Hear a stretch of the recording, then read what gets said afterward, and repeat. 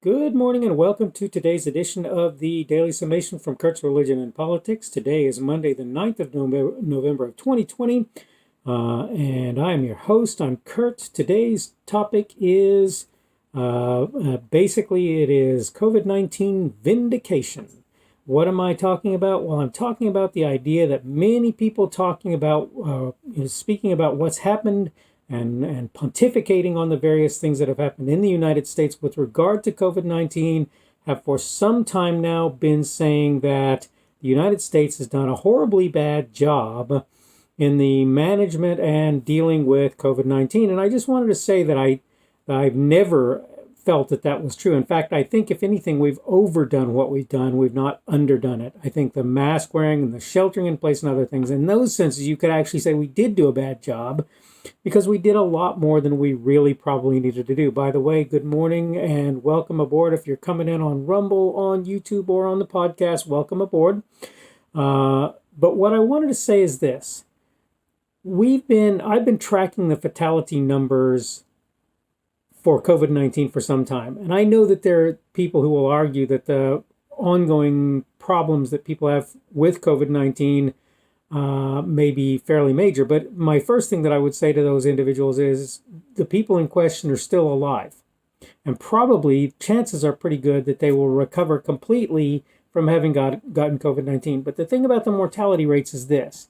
It doesn't take a genius to look at what's happened here in the United States and to realize that the fatality numbers peaked near the beginning, dropped, peaked again when various places opened up, and then began to drop again, and they've fallen to what most people would consider a fairly reasonable level, somewhere in the 3,400 range, maybe a little lower by this point, right?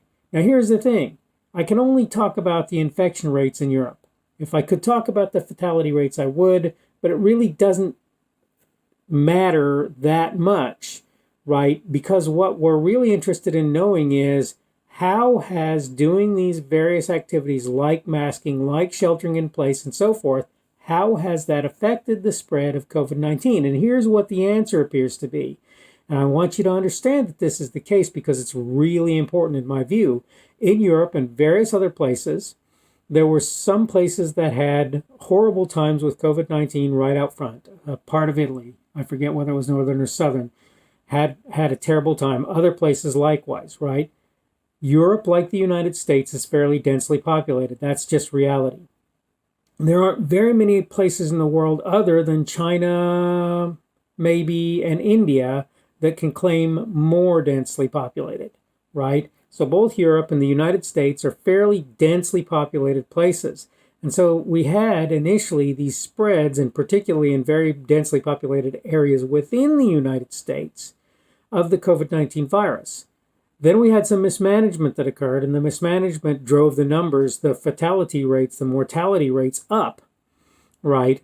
Putting people back into nursing homes when they should never have been put there. It's understandable in a sense, but in the course of time, it should have been quickly learned that was a bad idea, and we should have stopped doing that, okay? But the point is, even as numbers have peaked somewhat in the United States in terms of infections, the number of fatalities have dropped. Well, now it's possible that the fatality numbers in Europe have also dropped, but the fact is, in places where they didn't see the peaks that I talked about a moment ago, now they are seeing those peaks, right? There's no question that that's happening, and was inevitable in my opinion. Here's the thing. Viruses, they don't just disappear. They stay around, and what happens is they run through the population, and people either get them or survive them, or they die. And I hate that people die of them, and that's why it's so important. I wanted to say, look, if you really want to see that in action, all you have to do is look and see what happened with the Spanish influenza, and what was it, 17, 18, 19 time frame, 19, 17, 18, and 19 time frame, right? And you'll see how that worked. But the thing is, depending on the type of virus it is, you might be able to limit it if you catch it early enough. But when you have an airborne virus, that's really, really, really unlikely. Okay, so the best that you can do in many instances turns out to be to work to mitigate the results, the symptoms of the illness in question. Make it so that it doesn't kill people. Make it so that it does them the least possible harm that can happen, right?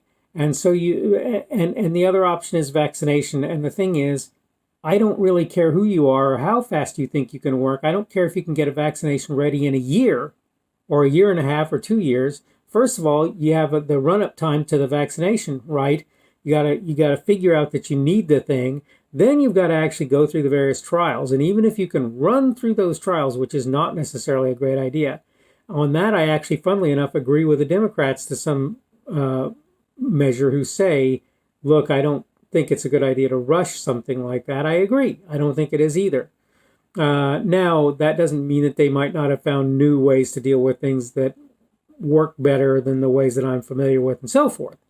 But that having been said, the point is I don't think rushing it is a good idea. So in general, I don't think if you have something that's probably got a lifespan of a year or 2 years before it basically passes through most of the population, most of the places that it's going to be, I don't think that creating a vaccination if you don't already have one is going to do a good job. And I'm just going to say this, somebody pointed it out and it's true.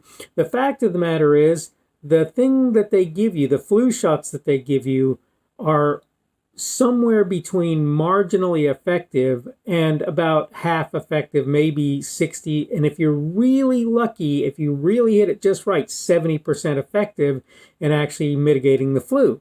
So the reality is, first of all, you're still 30% ineffective for the vaccine. For people who actually take the vaccine, you're 30% ineffective. But then on top of that, you've got people who don't do the vaccine, and that will happen, you can be sure, with COVID-19 as well, right? But what's important to realize is as time goes on in a crisis, like if you want to count it a crisis, I kind of question whether or not that's a reasonable thing, or pandemic, either one, are reasonable things to say about COVID-19. But there are ways to remediate. There are ways to restore people back to health and so forth. There are things that you can do that are prophylactic in nature, that is, that may help people to keep from getting the virus in the first place. There are protective measures that you can take for people. Vitamin D, I understand, being one, therefore going out in the sunlight.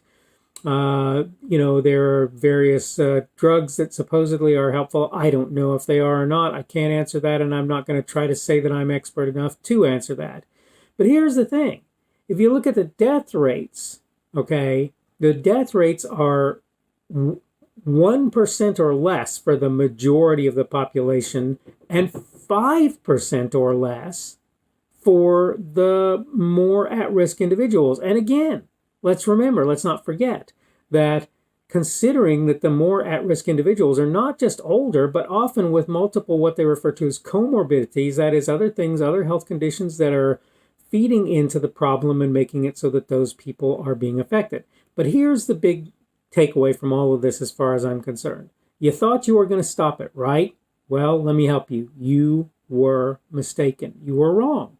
You're not going to stop COVID-19 from doing what it does any more than you were going to stop the Spanish flu in all likelihood, as much as anybody might want to say that that's true. Whether it was by wearing masks, whether it was by sheltering in place, whether it was by a vaccine, right? You're not going to stop it. It's going to run through the population, and all you're doing is delaying the inevitable. And this I consider to be a vindication of even less stringent policy than was put in place in many places in the United States.